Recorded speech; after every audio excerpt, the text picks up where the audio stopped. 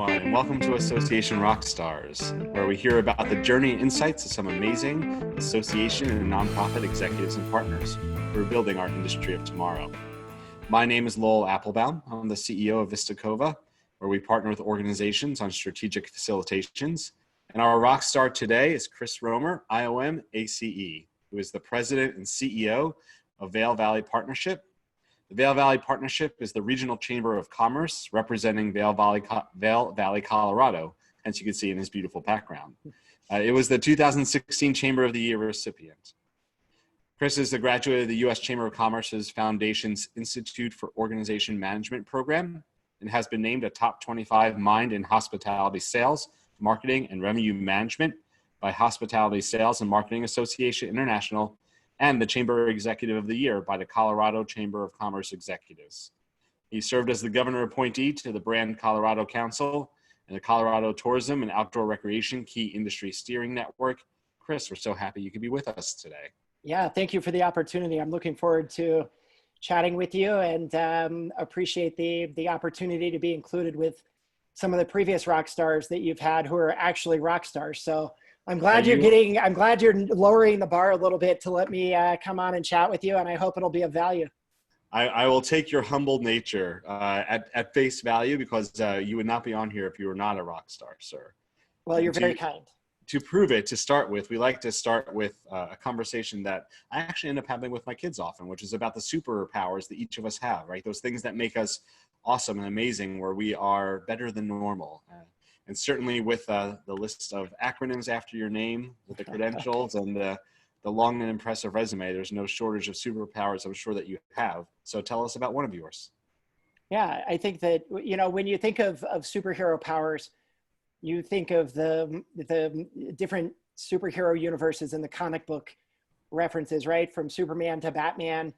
I wish I had Batman's superhero power because his only real superhero power is the fact that he's really rich. Like, he doesn't have a whole lot else. So I wish I had that, but I don't. Instead, I've got mere mortal powers. I think of some of the things like invulnerability, like that would be super fun in this industry, right? It would. Telepathy would be really beneficial to your career pathway, to know what folks are thinking when you're engaged in advocacy, or telekinesis, where you can actually like make them think what you want them to think. But that would almost be like cheating, right? So I don't know. I think that if I were a superhero and it were legitimately based on my powers, I would be like the collaboration man, right? I think I have a track record of being able to bring people together, get people to work together, build coalitions, and you know, so that I would probably be called collaboration man, which in the scope of superheroes compared to Marvel and DC and some of those is one of the lamer superhero powers, but it's a good one in the industry. But I was going to say, but a CEO of a regional chamber of commerce, collaboration man probably is the what you want on your cape in order to have that title. Yeah, it's a good one. It's a lot of work. It's harder. I tell people a lot of the time that collaboration is really messy because it's not consensus. You're not browbeating people into something they can live with. You're actually listening and you're actually engaging and building something that everyone can buy into. Yeah. And that's different than consensus, where you kind of beat people down through the process to be able to live with it. And it's more, there's more ownership involved in collaboration that makes it harder. But again, the outcomes of that messy process are almost always better for your members and your industry and your community and the other stakeholders that you might have. As you think about sort of your own, professional journey, the idea of being collaboration man, of being someone who like brings together disparate parties, right? Like for greater good, skill acquired, skill innate, like where did you find that your own strength in that originated? Both. The answer to that is both. I think that there's some innate ability to do that. I think that, but it's a learned skill, right? You can't just rely on your innate ability because you need to be able to back it up. And that's where the learning comes in. You actually have to actively listen and not just wait to say your piece. you have to be able to build relationships and extend that relationship capital to get people to come to the table. Oftentimes people with different viewpoints, with people who have dug their heels in and have very strong opinions. And as the collaborator or as the convener of those entities, it's not a matter of, you can't just leverage your relationship capital to get things done. You can leverage your relationship capital to get them in the room. So it's both. I think it's something that you need to work on and you need to develop and you need to focus and improve. But at some level, you have the mind frame and the innate ability to understand that process is better. So as you think about, I mean, how you've gotten to be the point of like the CEO of a regional chamber, I mean, this has to be such like an inherent part of so much of what you do. Any particular experiences along your own journey that stand out along the way where either you realized this was something you were good at or you realized this was something you wanted to become good at? Yeah, it's both, actually. I knew from a young age that I wanted to be in a tourism area, in a ski resort area. I knew that I had a passion for community and a passion for leadership. Yeah. Captain of youth soccer teams and baseball teams, and always involved in those kind of things, and always like the first kid to raise my hand when, the group project needed a volunteer leader to present to the class. I was never worried about that public speaking part and some of those things. So there's some of it that just has always come naturally to me. But in terms of the running Vail Valley Partnership, it really was the doubling down on community. Is how can I have a positive impact in my community? How can I help people? How can I use things I'm interested in, economics and collaboration and business support and relationships, to build something bigger and to help people? And then there's part of it, frankly, that is just being in the right place at the right time when the right opportunity presents itself, and not being shy to raise your hand and put yourself out there. Yeah. I was in my early 30s when I came to the Vail Valley Partnership and interviewing with a board that was more seasoned professionals in the community of frankly, like a kid who they knew a little bit from community involvement, but didn't really know until I sat down with them and had the opportunity to talk to them. I think you need to put yourself out there and be in the right place at the right time, but you have to develop the skills too, of course. Yeah. Well, what you're describing, right? This like beautiful partnership in a different way, right? Of like your passion, your skill sets, and finding the opportunity where you can marry those to what the opportunity is in a position. I was going to identify a theme. I feel like we've heard from a number of our rock stars. They've been able to have enough self-awareness to know what they bring to the table, to find the right fit of like where they're going to be able to leverage that, right? For at least the greater good, if not for the specific good of the organization they're going to work for. Yeah, I think it's an important part from, I think earlier in my career, and I think many people are the same way, I'm a relatively driven guy, and I was always like planning 2 or 3 years ahead. If I do this, I can then do this. If I accomplish this, I can move on to this. And within a couple of years of being at the partnership and starting new programs and building and bringing groups together and doing, some I think relatively good work that's been recognized nationally, as you referenced in the bio, and regionally at the state level with some of the governor task force groups and things.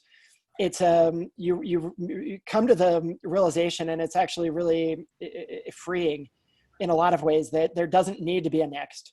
This can be my next for a long time. And I've been at the partnership for 13 years, and it probably took me 3 or 4 years of being at the partnership to make that connection and say, wow, I can probably build this thing, and I can make the impact I'm looking to make. And I don't need to think what's next for me. I can think what's next for us. And it's a pretty cool moment when you reach that point in your career.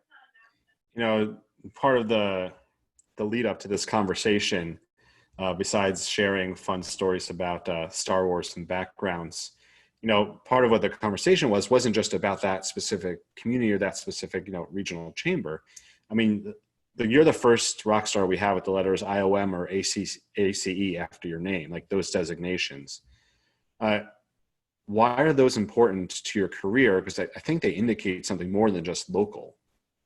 Yeah, they certainly do. So the IOM, most people know, Institute for Organizational Management through the U.S. Chamber Foundation, a 4-year professional development program teaching people to be association and chamber leaders. And I think that's really important because it shows a commitment to your industry. It shows a commitment to your professional development that you want to continue to do better. You've reached a title, you have the job title now that you've wanted, and you're the CEO of your association or you're the CEO of your chamber, but you're never done learning. Yeah. You need to continue to focus and learn and grow your network and everything else. The ACE designation is through the Western Association of Chamber Executives, and that is an accredited chamber executive. And again, there's a lot of different criteria that go into that. There's a test that goes into that, and there's a whole process there. And again, same idea as IOM. I think it shows a commitment to the industry, a commitment to your professional journey. And some of my mentors and people that I look up to in the industry have been doing this for a long, long time. And I still see them at conferences. I see them at things, and they're in there taking notes and they're bringing it home to their community. In fact, I said to one of them a number of years ago when I was earlier in my career, is, why do you come to this every year? And he said the exact same thing that I just said. He said, because you're never done learning. It's like the minute that I don't think I need to come to this is the minute I need to retire. And that stuck with me because I think it's the same thing with the designations. It's not to have alphabet soup after your name. That's the wrong reason to do any of those things. It's to learn, it's to grow your network. It's to be able to bring those ideas that other people have across the country back to your industry or your community. And that's a whole lot more fun than alphabet soup. I heavily involved with CAE. I'm an instructor for IOM, and what impresses me about both of those things, both from personal and experience as a mentor, teacher, is really not the designation you achieve, right? It's the community you build along the way. It's the adapting your brain towards a learning mentality along the way. That really continues to impress me about that journey. You talk about, I liked the quote that implied the idea that you need to be a lifelong learner. You need to continue to pursue. For those that are out there that perhaps do not yet have resources for an IOM, right? Anywhere else that you look in your daily life for ongoing knowledge or ongoing community of learners or partners that you'd recommend others check out, or just where else do you find it? Yeah, I think that there's any number of ways to do that. Local resources. What is your association or your chamber doing for professional development for your members? Some of that might be of interest on a regional level or a state level. Your local chamber exec group or your local association breakout programs that might exist. It's how do you, and if that doesn't exist, how do you build one? How do you reach out to the people who you respect and ask them to serve as a mentor to you, where you do a call once a month and just shoot the breeze and learn what their challenges are. And, I think there's any number of ways to do it that don't require a big commitment in travel and budget. Even just reading books and what's the latest book. Ask people, I love this. You ask people who you respect and look up to, say, what's the best book you've read in the last year?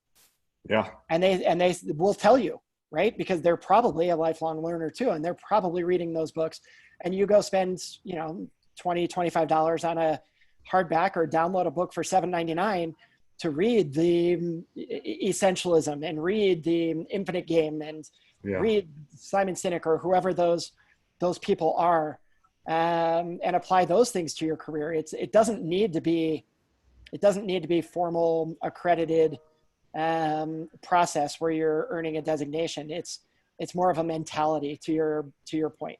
Yeah. So during this time, Simon Sinek went back to his Start With Why and did a whole Friday learning series. And it was nice to go back to that book and like reread it again like, through a different lens and to remember how much I loved that part of the philosophy. Yeah, and why it's important. No pun intended, but why is that an important lesson that has become such a catchphrase? But what does it actually mean? Yeah. You mentioned a number of mentors or leaders that you look up to. Any examples of like leaders that you've found in the association and chamber space that have shaped your journey? Like what makes them someone that's been a mentor or a leader for you? Yeah. Are you looking for names or are you looking for like, you can give examples without. Some people have dropped names and that's allowed. We love to like share praise. That's not a bad thing. Yeah. So I think it's a little bit of both. I think there's some commonalities that some people have. Some people who are more seasoned in their careers, like Eddie McBride at the Lubbock chamber is an incredible chamber leader who has a heart of gold. Dave Kilby from the Western Association of Chamber Executives, leading a representative group of, hundreds of chamber leaders across the Western US and beyond. And then some people who are younger in their careers, Spencer, and I forget what association, electrical contractors, I think. I went to IOM with Spencer Villock. He's an incredible guy who has an incredible passion for learning. And there's a lot of people like that. And I think that's the commonality. It's not how long you've been in the industry. It's what value do you add along the way. Yeah. There's lots of young leaders in the chamber and association world who I think probably don't self-identify as an industry leader, who absolutely are, because what you see when they're interacting and when people come to them at a conference and you see them and how they handle themselves and how they react to others and how others react to them, they haven't even recognized it yet. And that's really fun to watch those people as well. Yeah. But there's a certain spirit of giving back and a mentality of problem solving that all of those people have in common. Well, as time has gone by quickly, I'll bring it back to a thought correlated to what you just talked about. As you think about those that don't even know they're leaders yet, but are the rock stars of the future, any sort of closing guiding thought that you'd give them about like the true north that will get them to that place of being a leader or a rock star? Yeah, I think what that is, actively listen, right? And when I say actively listen, because I think everyone in this business who stays in this business for any amount of time knows to listen, right? But actively listening means you're taking action on it afterwards. So not just listening, but absorbing that information. And how do you then develop a problem solving, a program that solves a problem? How do you be? So I guess the answer to that question is around the problem solving idea, is that the leaders in this industry, and as we evolve post-COVID and now just pure COVID space, I think the organizations that thrive coming out of this are going to be those who are focused on solving problems and have figured out that there's lots of things we can do, but what are the things we should do?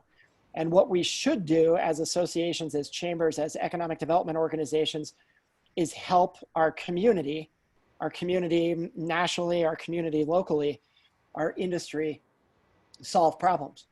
And we're uniquely positioned to do that because of our relationships, because of our networks, et cetera. So the people who recognize that and the organizations that recognize that, that's the true north, is don't do things just because someone else did and you respect them.